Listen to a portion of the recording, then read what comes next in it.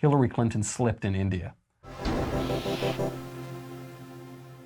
Hillary Clinton slipped in India. This was trending news all over the world. It was trending. I think our writer Ryan Savidra covered it, and so I'll show you the clip, then we can talk about it.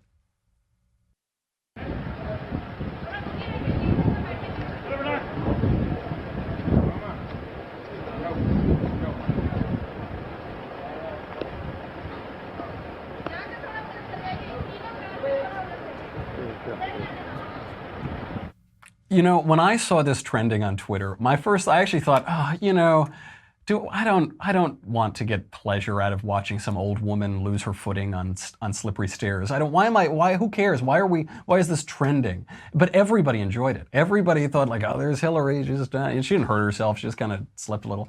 Why? Why did this trend? Why did we all enjoy it? Because this wasn't her worst gaffe on the trip. Here is her worst gaffe in India.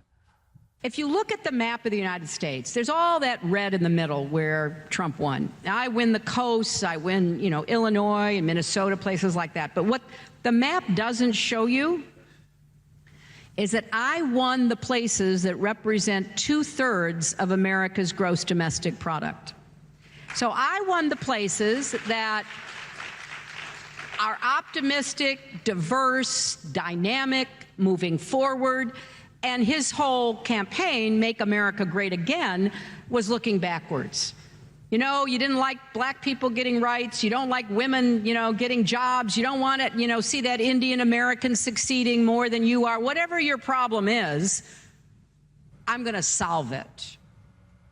Oh, that's why we were all happy. Okay, that's why we were all happy when she slipped and looked kind of foolish in India, because she's a hateful liar. She hates her countrymen and she lies about them, and she accuses them of the worst possible things with no evidence whatsoever. And she says, well, I know why I lost. I thought it was the Macedonian teenagers and James Comey and Barack Obama and Joe Biden and this and that and Anthony Weiner and blah, blah, blah, everybody but Hillary, everybody but number one, you know, the accountable lady who's going to answer the phone at 3 a.m. Oh, except she didn't. When she lost, she didn't show up. And John Podesta had to go out there and say, Hillary's always been with you, except for right now when it matters. And then she's not with you. She's somewhere else, probably throwing things at the wall.